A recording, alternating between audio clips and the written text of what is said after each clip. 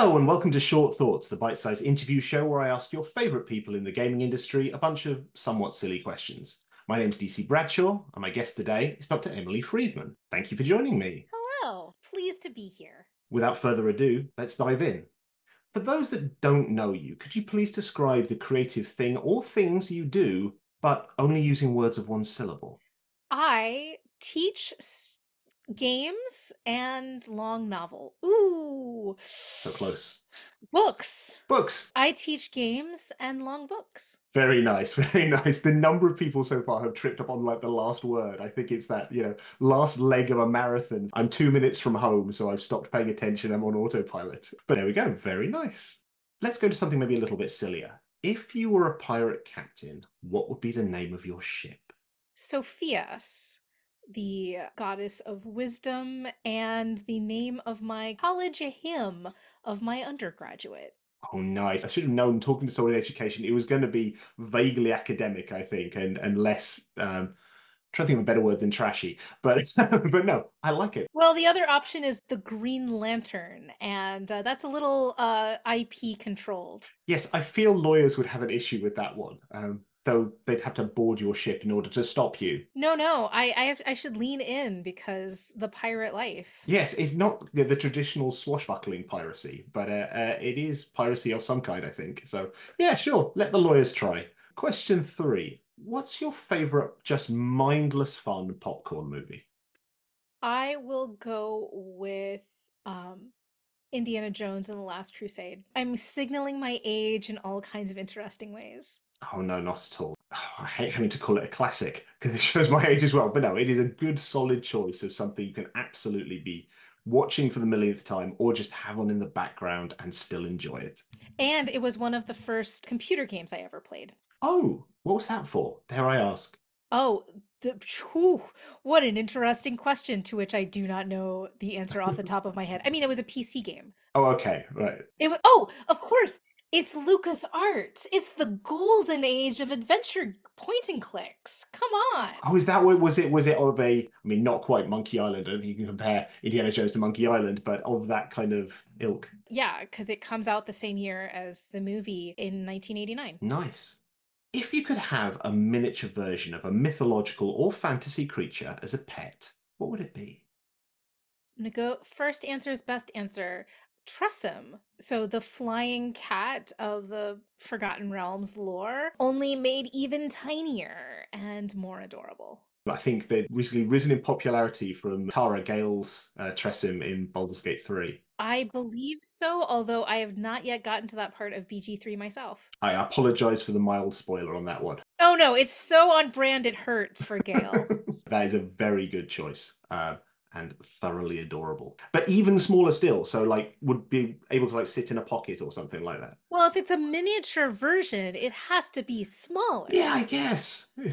I kind of assume people would say larger things and they'd shrink them down, but I like the fact you started with something that's already pretty cute and cuddly and has now gone to micro levels.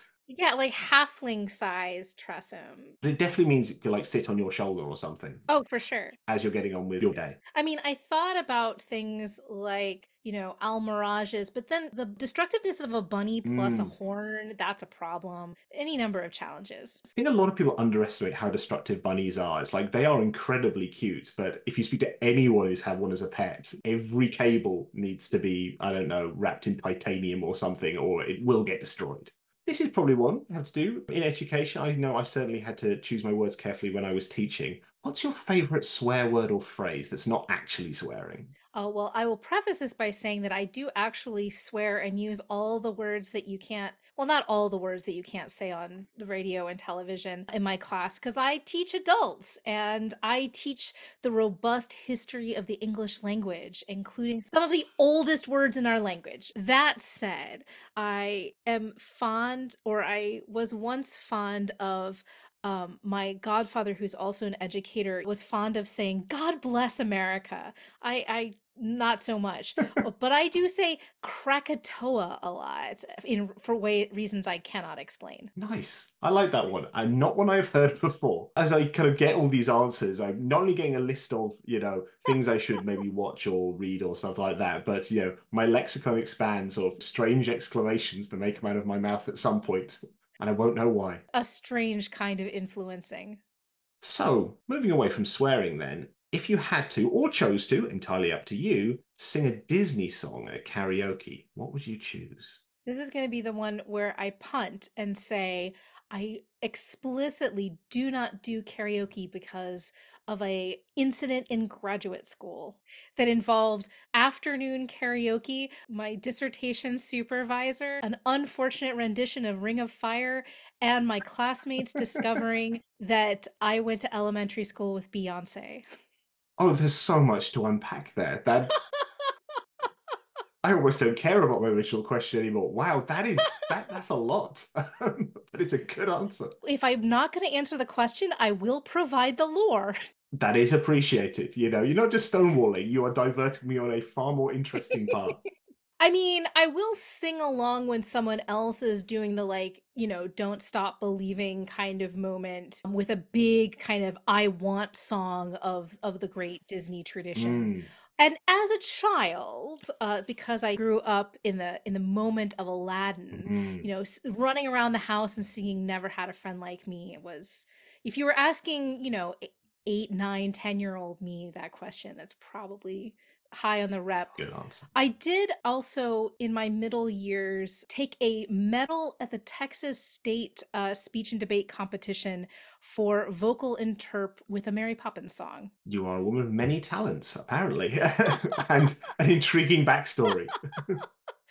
All behind Going back to kind of a fantasy topic, if you could have a magical item to make your day-to-day life just a little bit easier, what would it be? teleportation device. Not even a question. Why do we not have these already? It is very disappointing. I'm pretty sure every show we watched growing up promised them by now. So where are they? We'll get on the horn to someone. I'm not sure who. Actually, the people I think who would try and invent such a thing nowadays, I wouldn't trust them to teleport me anywhere. I think Also true. Yeah, we do not need the teleportation equivalent of a Cybertruck, y'all. We just don't. no, I think I would arrive looking like a Cybertruck when I arrived at all strange angles. I'd look like Crichton from Red Dwarf, I think. Yeah.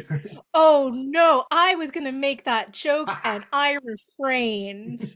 Oh dear. No, but that is a good shout. I think I've heard the similar sort of answer on not we have one here, but the if you could have a mutant power, any X-Men's power, a lot of people they stick with, a lot of like the kind of, well, maybe not Cyclops, Wolverine would be cool, but that would hurt and stuff. And then people get to like Nightcrawler and Mystique, and both of those are pretty good shouts. So many things you don't have to worry about anymore. So teleportation, good one. Okay, I'm either going to get something very academic here or really not. We'll see. What's a book that you think everyone should read? I'm going to go with very academic, but everyone should read. And it's Sophia Noble's Algorithms of Oppression: How Search Engines Reinforce Racism. It's a study of Google searches and their search algorithms. And it was one of the early establishing books to predict the algorithmic disaster that now currently faces us in all manner of parts of our lives. I could have picked something more recent that's critiquing actively something like ChatGPT and other generative AI, but really for me, it starts with Noble's book, which is from 2018. I'm not aware of that one, but I will add it to the list of things I should read. Going back to kind of the source of these things, I think is always important. And not only does it cement, yes, this is a thing that is being studied and people should know about, but we've actually been talking about it for longer than most people have. We know this now from like if you type in either a prompt to generative AI or just do a Google search and look up what a professor looks like. And if you can find someone on page 1 that looks like me, you'll get a gold star because it's very, very difficult. I am not what a professor looks like, even though there are many professors who look just like me. I've got to assume I'm not going to do it while I'm going to assume you get some sort of tweed jackety. I mean, probably something more like me. I imagine they will be white, balding, with a beard, I would have thought. Indeed. I can't imagine it's going to move far away from, yes, cis white male is the source of knowledge and authority and other rubbish like that. And always an equation if it's a stock photo. Ah, yes, of course. Which is always a pet peeve of mine. I mean, I am a mathematician, so it's one of these things that my eye goes to in things, The kind of very obvious and usually wrong in some way, shape, or form. undoubtedly. What's the creative thing you've made or done that you're most proud of? So in 2019, I ran and organized a 100-person conference here in Alabama, explicitly with the goal of being a testing ground for different ways of meeting together as academics, but also that can be more broadly applied to gatherings of all kinds. We brought the cost as low down as possible. We ensured people were constantly fed. We had a skincare session, which I'm particularly proud of. I don't think any other academic conference has like had a self-care moment in the middle of this conference. And we had a whole lot of fun and we did a whole lot of cool things that have kind of filtered over into other conferences. And of course, when the pandemic hit and we all had to move remotely, became part of the conversation when we returned to in-person gatherings about what in-person gatherings are for. And now I'm taking what I learned from that into spaces in the gaming world, including Big Bad Con. I was so busy listening to what you said, I didn't quite catch the year at the start. It's like, where does that fall relative to the pandemic? Right before we squeaked it in, months later, we'd all be locked down. Oh, wow.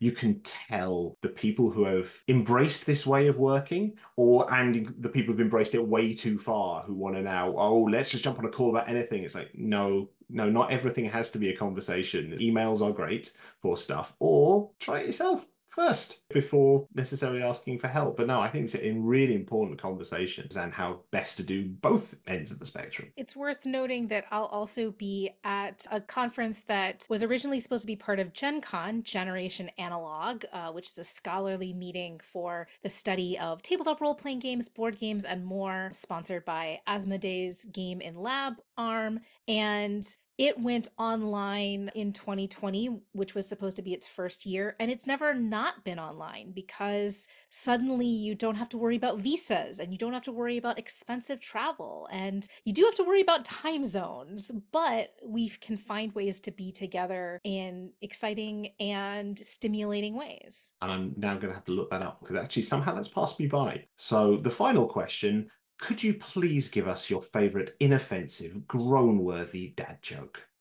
So my home game table I call D&D and dads. Not all of us are dads, but there's a lot. The dad energy is very strong. Uh in addition, one of my beloved colleagues, the one who first encouraged me to teach a class on games, when he gets nervous, he breaks out the puns. So I'm gonna go with, what do you call a bagel that can fly? Oh. A plain bagel. Oh, I like that. I like that. I am, yeah, as a dad myself, and before I was a dad, I was a great appreciator of a good pun and even more of a terrible pun. That is wonderful. Thank you.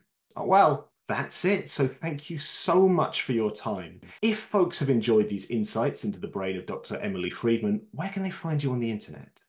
Well, you can find me on Twitter. It's still Twitter. We dead name companies, and Blue Sky at Fried, Friede.